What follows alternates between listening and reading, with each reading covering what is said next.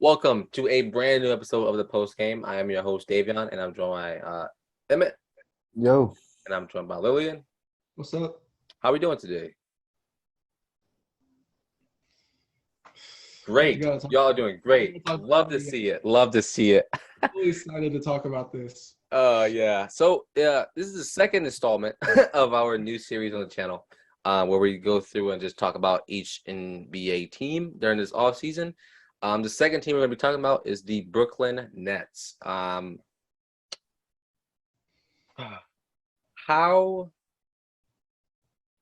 do we start with the Brooklyn Nets? Deep breath. It's been the same thing I think I was listening to something on the way here. I think it's either week 2 or 3 of KD requesting a trade, or week 3 or 4, something like that. Whatever it is. He's still gone to nowhere.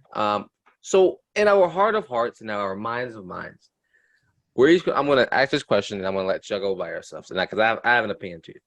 Where do we think KD is going to end up? And we'll talk about Kyrie in a minute. We'll talk about everybody else in a second. But Kevin Durant, one of the top 5 greatest players in this league right now. Where's he going? I think he's going nowhere. I think he stays put. I agree. I think he comes to terms with his situation and gives it one more go and I say that because the moves they made of trading a first-round pick for Royce O'Neal from the Jazz, who is a 3-and-D player that's old, and then also signing TJ Warren, who's also old and a mystery right now. They missed the whole season. So they're making win now moves. And so I think those moves could somehow convince these two idiots to stay put in Brooklyn and just come to terms with the situation. Go ahead, Lillian, and then I'll say. Well, actually, hold on. Kyrie has not requested a trade though. No, he didn't.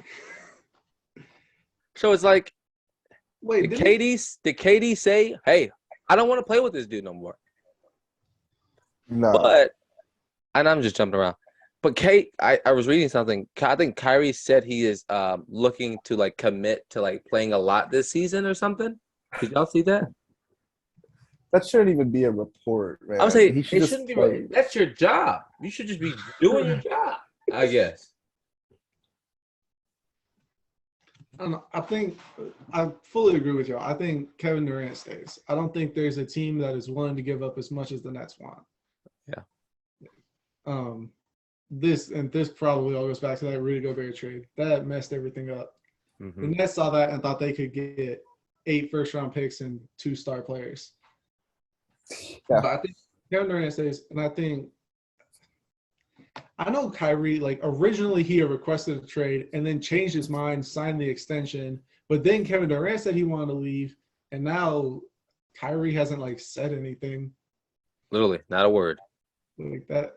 Kyrie's been like, well, I don't know what we're doing here, but gotta find something, figure something out. But listen, so I don't think he'll leave. I think KD will stay put, and I feel like KD is not one of those players that will hold out or sit out of playing basketball because he just loves the game too much, and he's getting older, so he doesn't know how many years he has left.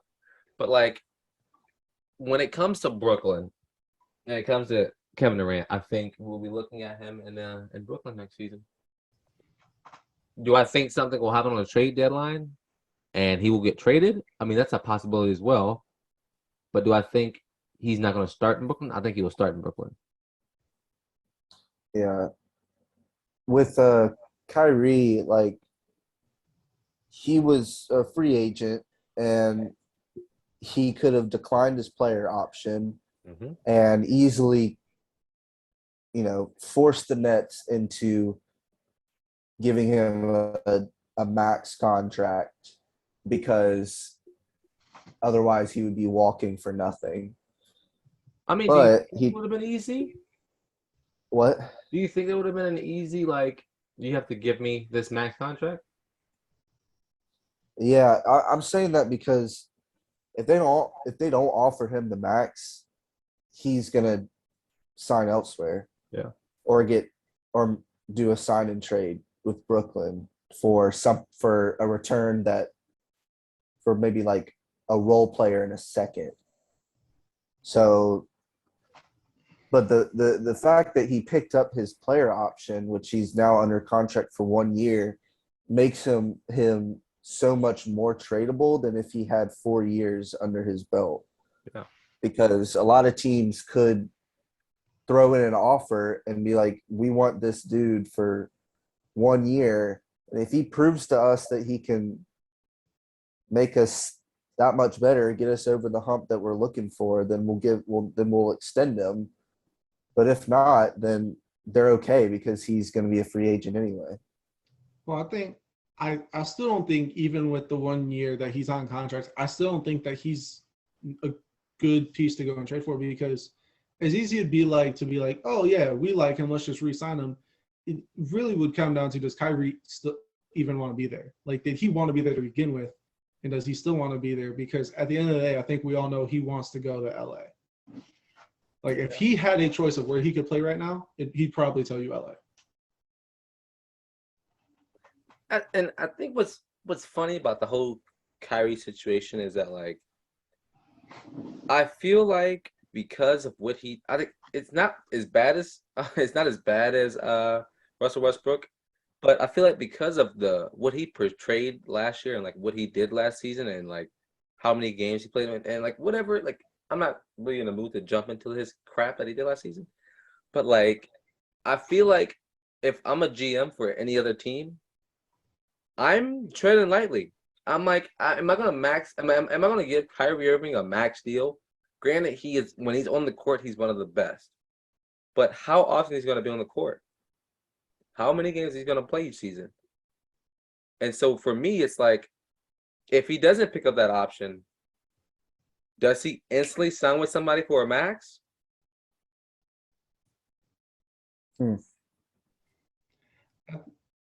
Kyrie, me personally, I would never sign Kyrie. Yeah, I wouldn't either. Too many variables with Kyrie. Yeah. Is he doing whatever he did last season? Is he just taking a couple weeks off because he needs a break? Is he doing all these? He misses games notoriously for non-medical reasons. Yeah. So if I'm a GM, I don't want to deal with having that type of presence in my locker room or having to deal with my starting point guard being out half the season. I want a consistent starting lineup. You know, obviously injuries happen, but I want a consistent starting lineup, and I want a player that my other players will like. And that's not something I think I would get in Kyrie. I completely agree. That's the thing with Brooklyn. They've got two guys that you just don't know what's going on. Ben Simmons was supposedly supposed to come back for the last few games of the regular season. Oh, now it's pushed back to game 1 of the first round against Boston. Oh, wait, no, actually game 3 is when he's supposed to make his debut and he doesn't play at all. And so that was carried out for a while. And I mean, hey, if he's going through some tough times, I feel for him, but I'm sure there's some sort of line, and those are two headaches that the organization has gone through for the last year, and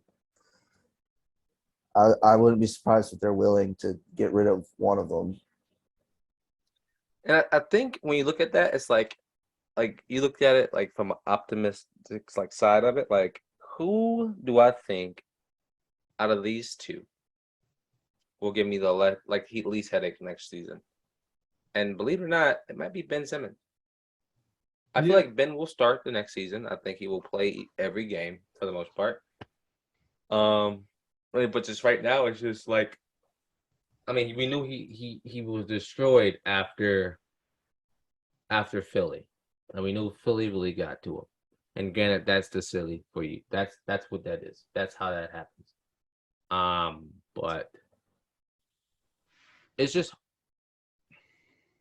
does Ben Simmons have what it takes to like be a complete, like a real leader and like really like make a difference for this team? Because not many people have talked about Ben Simmons. I think not many people are talking about what's going to happen next season with him. I think he has the skill set. I wouldn't be confident in his ability to lead. Oh, of course not. As much as I feel for him, dealing with Philly fans, that sucks. First time you do something wrong, they turn on you. Oh, they're ruthless. They don't care.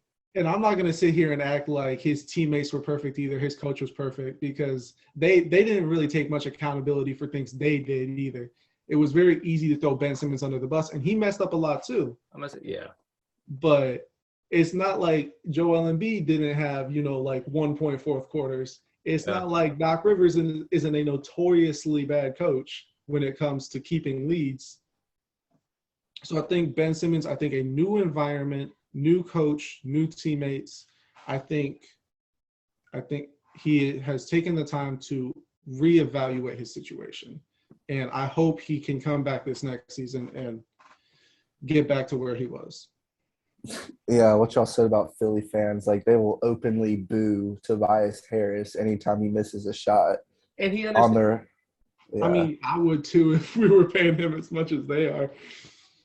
Well, he's paying like 36. Is he getting? He's getting like 36 million, average like 15. That's sick. I think he's got like 2 years left. I can't remember, but anyways, I mean that's Philly. But I think your question about like Ben Simmons and how he can do in Brooklyn, I was so excited to see him because I think he's like a perfect player to complement a duo like KD and Kyrie. I agree. And use them to slowly, get himself back into his groove, because if he's playing alongside them, like all he's got to do is play to his strengths, which is defend and pass the ball. And that's perfect for two ball dominant scorers that can shoot and are decent defenders but aren't known to be good defenders. So I was excited for that. I was disappointed that I didn't get to see the three of them play.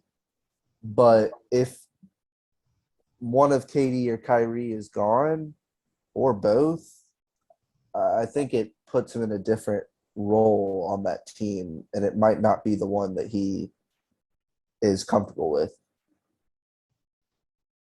Because so they re-signed Seth Curry, right? Yeah.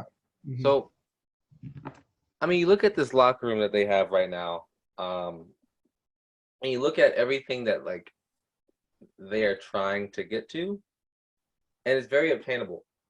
I mean, you go and get maybe one more big, because they don't really have many bigs. But you get one big, actually, I'm just reading. Dwight Howard was rumored with the Nets. I read it today, actually, that they're looking at signing Dwight Howard. And if they picked up Dwight Howard, I think that would be that's a really big pickup. And so if they were looking to do that, that would be big for them. Yeah, he'd be a good backup. Huh? He'd be a good backup for the Nets. I mean, who would be starting for them? Nick. I think, Claxton played well. Yeah, he really did. Good point.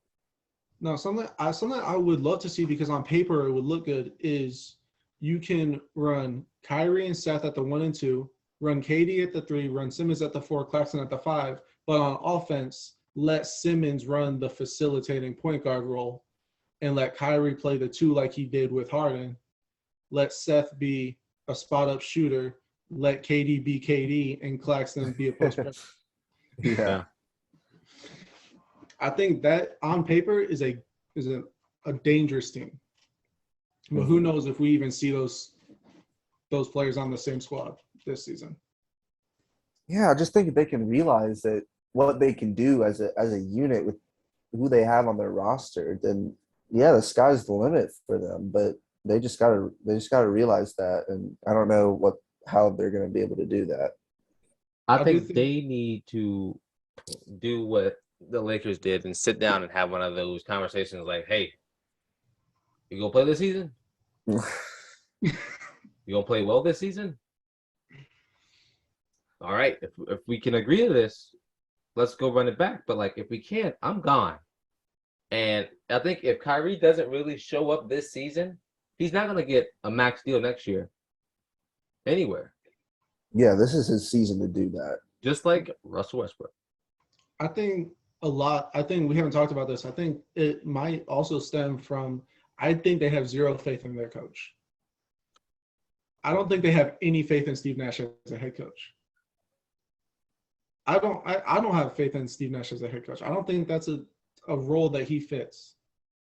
I think he tried too much at the beginning to be best buddies with Harden and Kyrie and Durant. And now if he tries to actually be a coach, it doesn't work because they've already established a relationship with how the team's going to work. And it's too late to change that.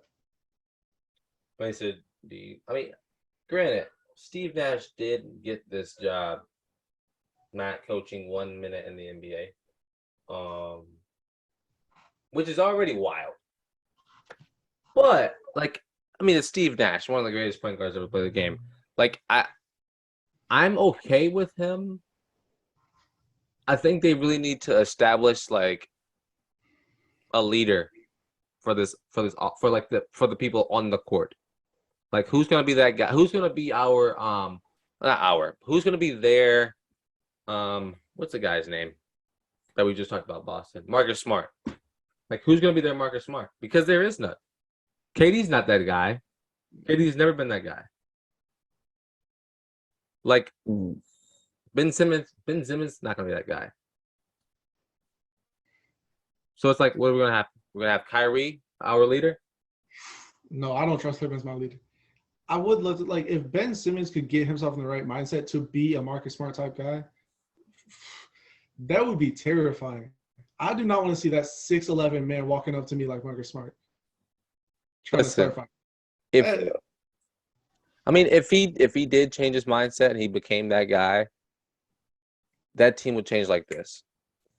It'd be night and day.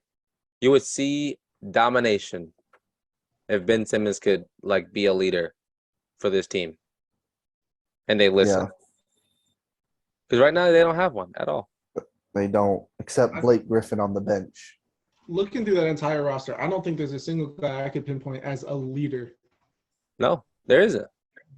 You can look through all these guys' careers. LA, LaMarcus Aldridge, but he's not even resigned yet. Yeah.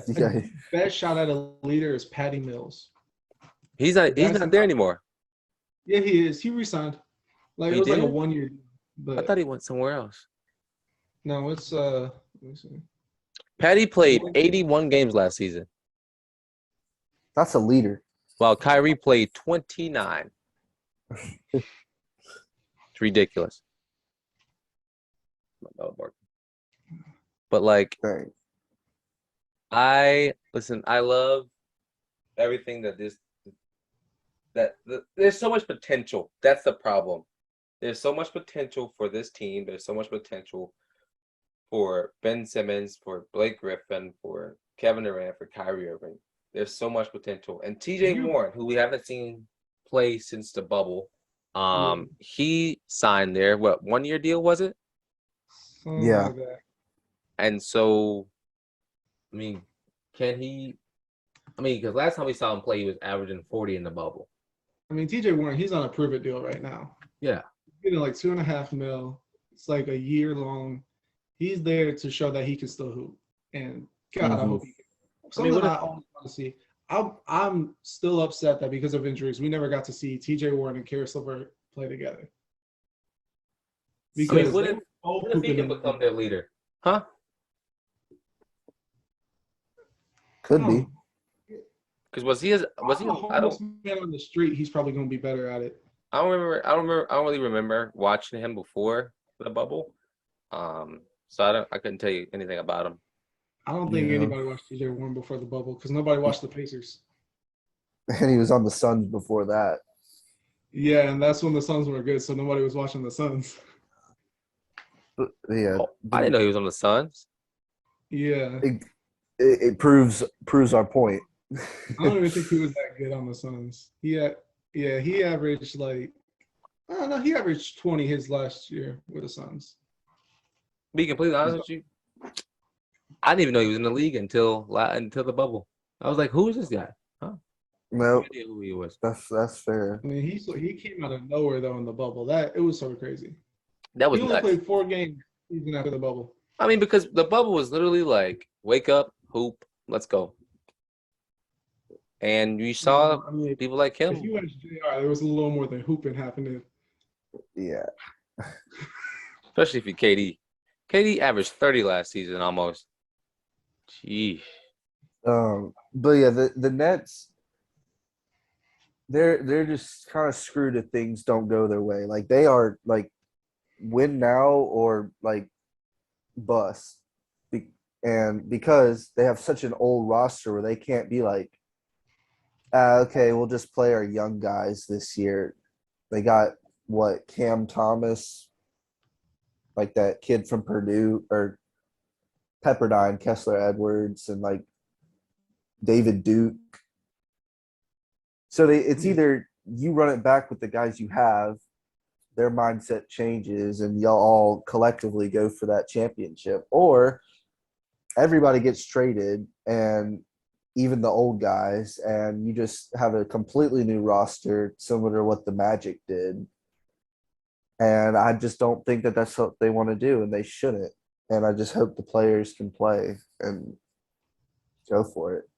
This is actually a question I saw, I think, on Instagram earlier today is what team was better, the 2019 Nets with D'Lo and Karis LeVert and Spencer Dinwiddie, or the 2022 Nets? Oh my gosh. 2019. Yeah, I think it's 2019. That team had chemistry and they won a game in the playoffs. And it didn't get swept. They didn't get swept. Yeah. No, they didn't. Granted, this team from last year has more talent. Yeah. And I think KD is better than all three of those dudes combined, to be honest. Yeah, but they couldn't win games. Sometimes talent doesn't get it. We saw that with the Nets this year. We saw it with the Lakers, sort of. Eey. But that's when talent's available, and talent's not available in LA, either team. I mean, talent was available, but hey, I'm not gonna talk about the Lakers. That's just a headache for another day. But yeah, as we begin to close, talking about the Nets, I have one question. If all these guys stay and they all play at least 70 games, I'll be nice. Are they a deep playoff championship team?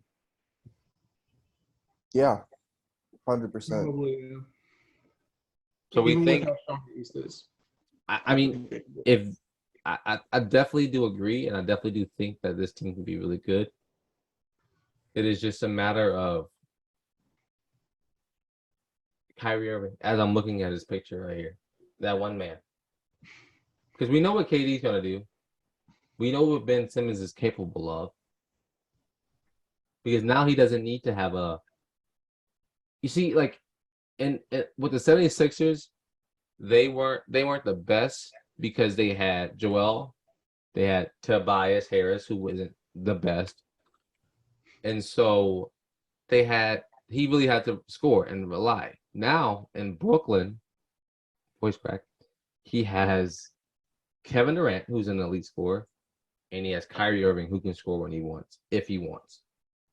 And so now it's like, if I can be here, be top in defense, top in rebounds, and be successful, championship team. Mm-hmm. But yeah, so anything else before we begin to close this podcast?